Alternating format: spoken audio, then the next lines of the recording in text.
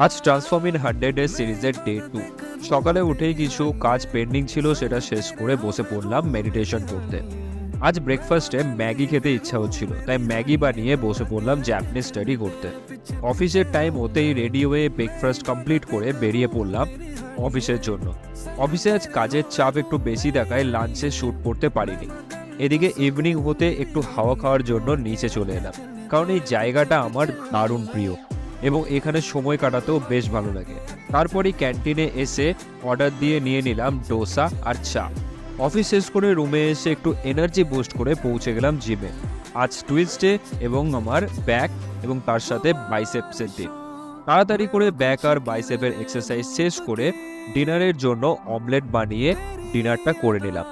রাত্রে শোয়ার আগে একটু কার্মা বইটা পড়তে পড়তে খুব টায়ার্ড লাগছিল, তাই আজকের ভিডিওটা এখানেই শেষ করছি। দেখা হচ্ছে কাল।